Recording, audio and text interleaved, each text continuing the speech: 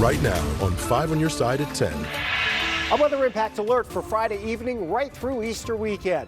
Thunderstorms will bring heavy rain for most of us, and for some of us, a bit of hail and wind. We're timing out those threats. Tonight, new legal troubles for a massage therapist awaiting sentencing. He touched them in places he should not go. Now, a former client is seeking damages.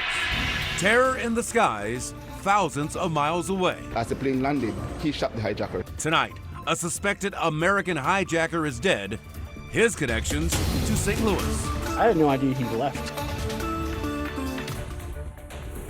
But first, we start with breaking news in North St. Louis. Good evening. I'm Rennie Knott, in for Mike Bush. And I'm Kelly Jackson. Right now, crews are on the scene of a 3-car crash. This is near the intersection of Vandeventer and Enright. That is right by Cardinal Ritter and the Juvenile Detention Center. We are told 8 people have been taken to the hospital, 6 with serious injuries.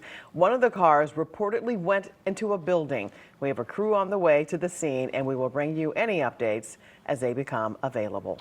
Right now, we want to get back to our top story. That international terror in the skies over Belize is now hitting home. We are learning the suspected hijacker shot dead just hours ago on a small airplane was from the North County area. 5 on your side's Robert Townsend tracked down a relative of the man. What have you learned, Robert?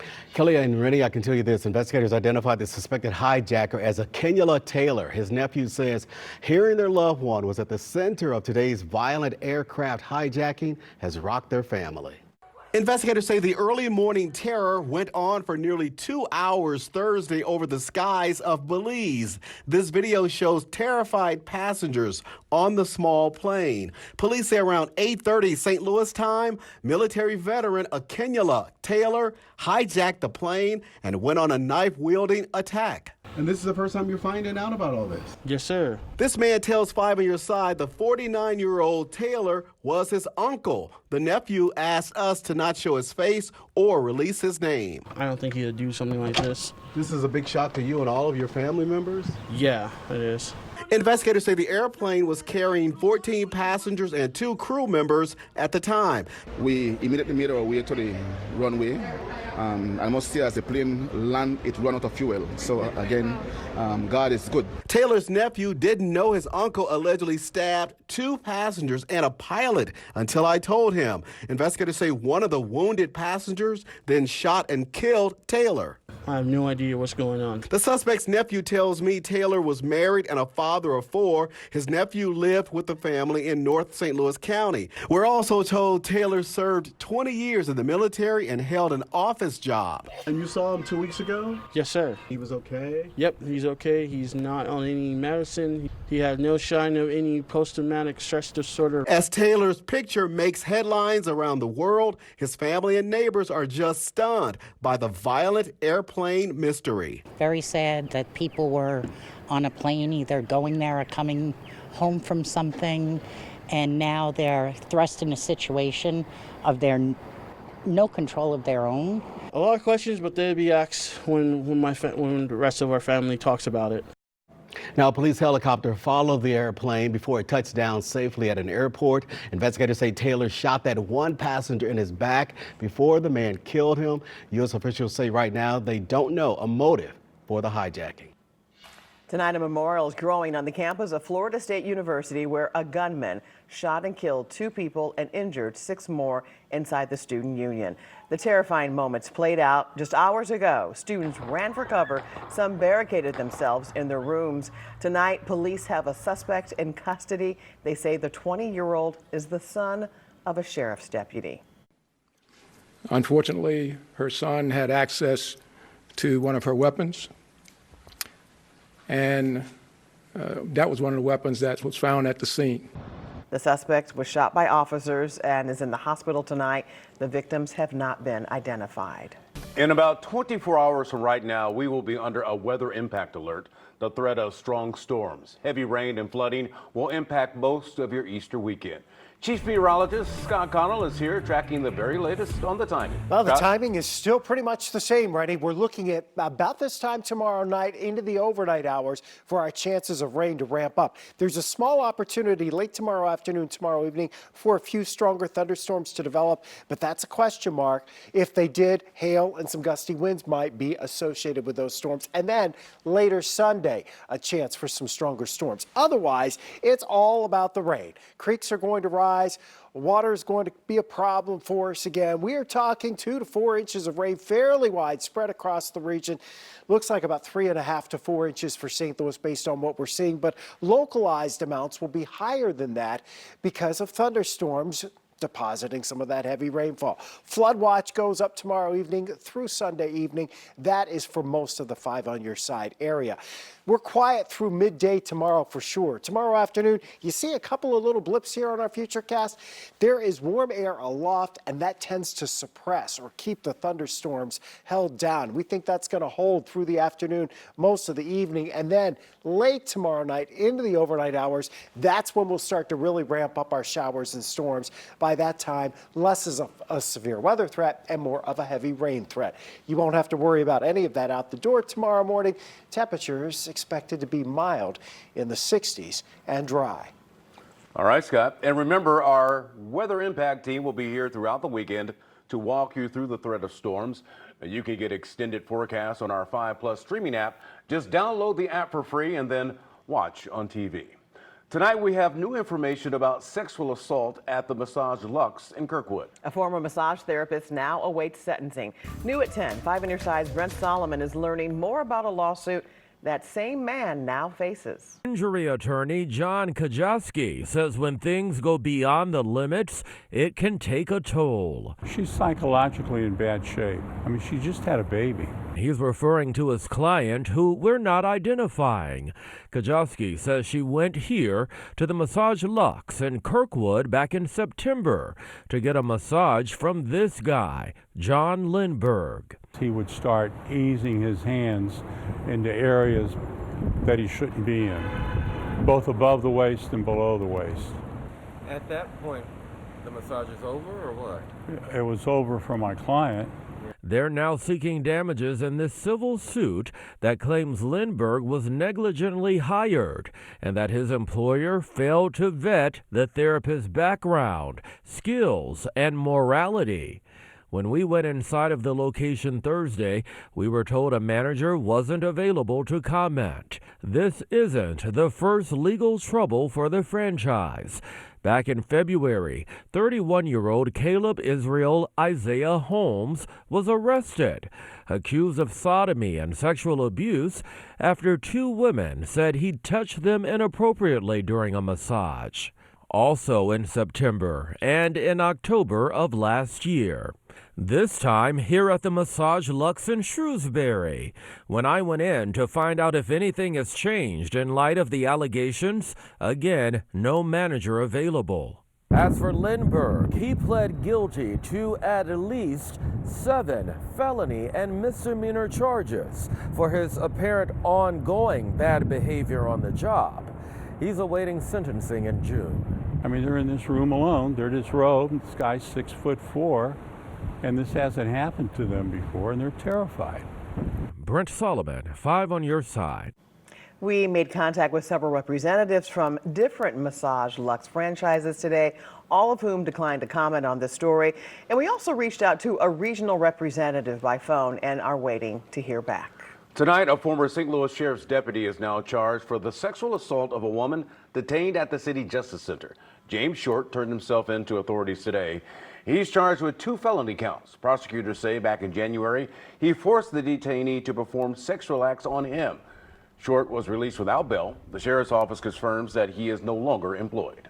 New at 10, a Cottleville butcher shop has a beef with a gift card company claiming it's misleading customers. 5 on your side's Laura Parcheski has the warning tonight from Menino's Market. Krista Menino, business manager for Menino's Market in Cottleville, says someone tried to pay with a gift certificate they purchased online, only to find out the store couldn't take it as payment. It looked like an online gift card. And if you put our online gift certificate next to this one, you would really kind of have to study it and think about it, because Both the company names are very similar that we use. She says the customer actually tried to pay with a gift certificate from Giftly. It's a website that gives gift card or certificate suggestions that have to be redeemed through the Giftly website, not the business they're suggesting. They have 3 options to redeem it. They can get a routing, they can put in their routing and banking information, which is not something I would probably do, would be just to give a random company my banking and routing information. They can create a PayPal account, or third, they can get a Visa gift card. So this is what the Giftly gift certificate looks like. It has a website and a code beneath it that you have to redeem through them. And this is what the Menino's gift certificate looks like. It has a QR code and a number code beneath it. The Better Business Bureau website gives Giftly an A+ rating despite more than 100 customers giving them 1-star reviews and more than 160 complaints in the last 3 years. One review said, quote, "I received a wire to my bank account and shortly after I started receiving multiple withdrawals from my account." The BBB says ratings are based on a number of factors, including complaint history and the business's response to those complaints. Menino says she was able to have her business removed from Giftly through the process they have a whole page dedicated to, but she wishes it wouldn't have happened in the first place. It just creates so much confusion on all parties, and the headaches can be eliminated, and they really don't need to be making money on your behalf. Reporting in Cottleville, Laura Barczewski, 5 on your side.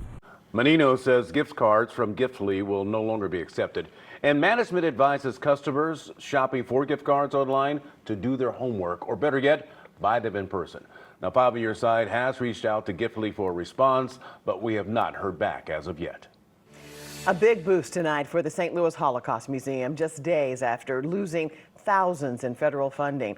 An anonymous donor gave the museum a $125,000 gift. We first told you Monday night how the cuts threaten the museum's mission to digitize the stories of Holocaust survivors. Museum officials still asking for more donations to continue the project. Scammers taking a toll. You risk losing money and your identity. Tonight, our Verify team is steering you away from the fast lane to fraud. The Blues playoff picture is coming into focus. The dates and times are now set for what could be a brotherly battle on the ice. And we might get some screaming by mom and dad at us if we go too hard. A wet weekend for sure, and we have our weather impact alert through Easter Sunday for the potential of flooding and the risk of a few stronger storms. Why it's not a total washout on Easter Sunday. Well, now that spring break is in the rearview mirror, scammers are now seeing an opportunity to strike. Yeah, as 5 on your side viewer asked the Verify team about texts claiming you have unpaid tolls. Here's Ann Allred. Spring break vacations led to a skyrocketing number of texts claiming to be toll companies, saying you need to pay up or pay late fees. Let's verify. Is it true texts saying you have unpaid tolls and need to pay immediately are a scam? Our sources, Sarah Wetzel, the Better Business Bureau of Greater Missouri and Southern Illinois, and the Federal Trade Commission. It says if you don't pay now, you could face a $50 late fee. And then it usually includes a payment link. But if you click that link, it usually takes you to a fake website. And if you put in any personal or payment information, you risk losing money and your identity. The FTC says information like your driver's license number is how crooks could steal your identity. If you're worried you might have an overdue toll bill, the FTC says to look up the phone number for the state's tolling agency yourself, call and check to see if you have a balance. As for the text itself, delete it and block the number. Never engage with the sender. Some people are apt to put stop or I didn't go through a toll. Any response is just letting that scammer know that that is an active number. If you've already fallen for the scam, Wetzel says to call your credit card company or bank right away and report the fraud. We can verify true. Texts saying you have unpaid tolls and need to pay immediately are a scam. I'm Ann Allred, 5 on your side. Our experts say expect this scam to ramp up again this summer when people start taking vacations. What can Ann Allred verify for you? Let her know by email. The email address is verify@ksdk.com. It's been more than a month since the 314-day tornado, and yet the cleanup continues in Florissant. The EF2 touchdown hitting several neighborhoods. City officials say they've cleared about 25 tons of debris, and that number doesn't include a large pile of tree and limb branches. We told all the residents If you had tree damage, you can place your limbs at the curb and we'll come pick them up. I think the plan is to eventually mulch it up. I'm not sure if there will be an opportunity to provide some of that to residents for free if they want the mulch. Contractors tell us it could take 4 to 6 months to repair all of the damaged homes. Tonight's official, Purina Farms will remain closed for the entire 2025 season following last month's tornado. Officials say an EF2 tornado caused significant damage to its visitor center, education barn, pet adoption center, and dog arena at the attraction in Gray Summit. No animals or workers were hurt. The event center will continue to host events. Purina says it hopes to still bring its signature experiences at the farm to the community. Unfortunately, local runners won't get to lace them up this weekend at Busch Stadium. The Cardinals 5K planned for Saturday morning is now postponed until Saturday, May the 31st because of the weather forecast. All registrations will still be valid though, and you can still sign up for the run on the Cardinals website. And Chief Meteorologist Scott Connell is back with a look at the weather impact forecast, and I have a feeling there are going to be a number of things that are canceled, especially like the Easter egg hunts. Yeah, we're having to make some adjustments, right, because of the weather. Now, it's not a continuous rain this weekend. We've established that over the last couple of days. We've also established that the severe weather threat, while it's there, doesn't look to be nearly as impressive as anything we've seen so far this spring. But the night thunderstorm chances, they ramp up tomorrow night, and that's when our weather impact alert really kicks in, taking us through Saturday and Sunday. Those waves of rain and thunder, some of the smaller rivers like the Quiver River, the Big River, the Merrimack, even on the upper part of the Merrimack, they're going to jump this weekend once we see this 2 to 4 inches of rainfall. Hopefully we're spreading that out overnight from tomorrow night through Sunday evening, and spreading it out would alleviate some of the flash flooding threat. There is a flood watch for most areas, though, right on through the weekend. So there's a Friday evening storm chance, and then after that, it becomes a wave of rain and thunderstorms that we will see, several waves. The strong storm chances, Friday 7 to midnight, we think, and then Sunday afternoon, Sunday evening, we may see some stronger storms. But again, that depends on how much we heat up on Sunday. So right now, it seems like it's a very limited severe weather threat overall, but the Saturday rain may be heavy at times. Your creeks and streams, they're coming up. So what are we doing? We're all needing to keep our devices charged. Make sure we're staying weather aware this weekend. You'll need the rain gear for sure. And if you have some outdoor plans, including maybe those Easter egg hunts, maybe there was a 5K you were thinking about doing on Saturday, you may have to navigate around that. They had to navigate around some tornadoes and hail up in Iowa. That part of it stays to our north now. And then we get into tomorrow. We'll open the door to warmer, more humid air and bring in temperatures back into the mid-80s with gusty winds tomorrow out of the south, perhaps turning south-southwest, which would nudge us a degree or two warmer even as the clouds thicken. We think tomorrow afternoon into tomorrow evening, very limited chances that thunderstorms will be able to break through that warmer air that's aloft, but overnight tomorrow night, that warmer air gets eroded and we expect showers and thunderstorms, again, in waves pressing through the region. Could 1 or 2 of them be strong with some brief gusty winds or maybe some hail? Yes, but it's not going to be widespread severe weather. It will, however, at times be heavy rainfall, and most of us are going to end up with that 2 to 4 inches in the rain gauge by the time we get done with the weekend. Sunday morning, we wake up to wet conditions. The front is lifting back to the north on Sunday. It's stalled out to our south on Saturday. So Saturday, you're most of the day only around 60. But we do think there's some midday dry time here for Easter Sunday, and then we'll time that front out Sunday evening. If we get sunshine ahead of that Sunday evening, then the severe weather threat would go up during the afternoon, early evening hours. Again, timing's everything. We're going low 70s for highs right now. And at the moment, it looks like the overall severe threat is lower than the flood threat. That's why there's a flood watch in effect for all of the areas starting tomorrow night, going through Sunday night. Monday, we'll be draining the water, clearing the skies around 70, and then back into the mid-70s by the middle of next week. Looking forward to next week. Yes. Thank you, Scott. Sports is next. Well, the Cardinals start a road trip in the Big Apple. The Blues prepare for a brotherly battle in round 1 of the playoffs, and a Mizzou program does something it has never done before. Sports is up after the break. And we are going back in the archives tonight on 5 Plus at 10:30. You can catch a face-to-face with Karen Foss special back from 1993. Karen sat down with Oprah Winfrey, former SLU president, Father Lawrence Biondi, and famed sex researcher Virginia Johnson. You can watch for free on your Roku, Apple, or Fire TV device.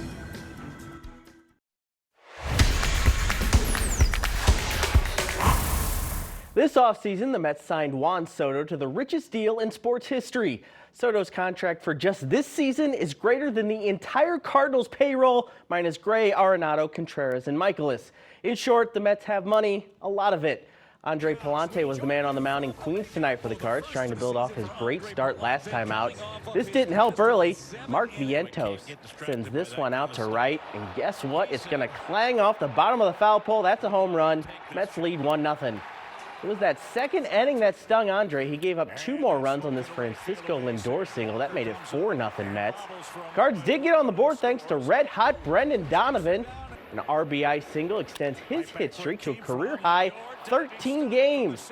Palante calmed down after that second inning. He had some good defense behind him. Nice play by Nolan Arenado right here. 6 innings, 4 runs allowed for Andre. Griffin Canning was almost perfect for the Mets, though. 6 innings, 8 strikeouts, just that 1 run you saw. Cardinals could not get anything going tonight as the Mets win the opener 4-1. Bozak in front, they score!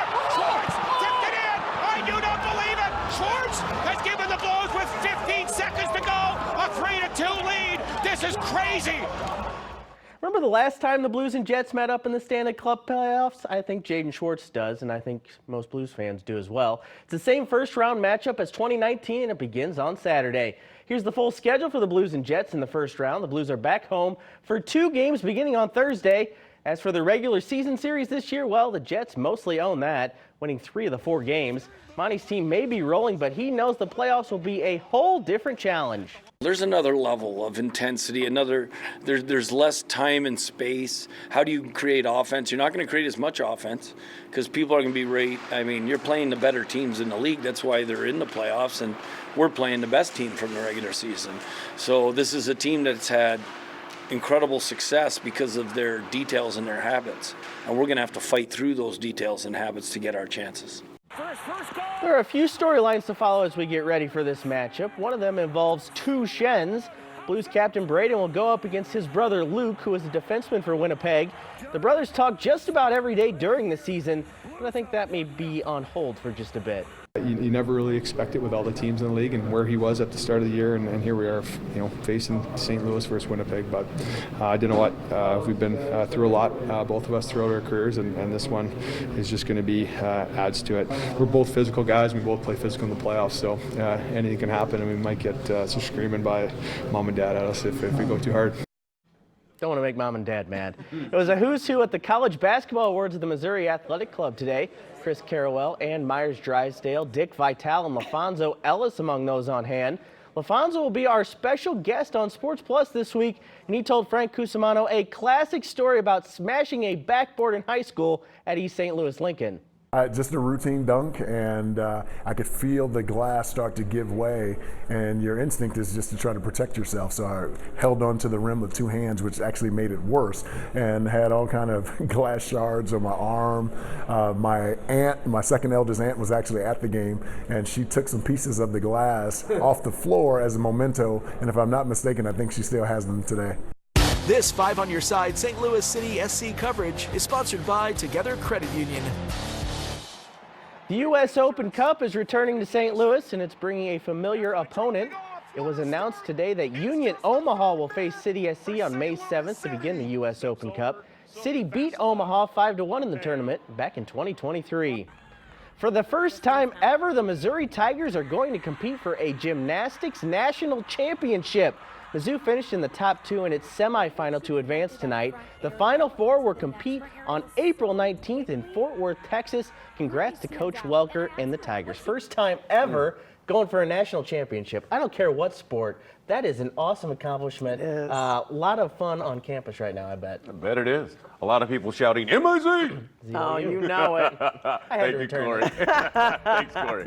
A St. Louis playground living up to its name, the childhood wonderland, sliding to the top of the national ranking. Well, St. Louis isn't playing around, but in this case, probably is. It's home to one of the top 10 playgrounds in our country.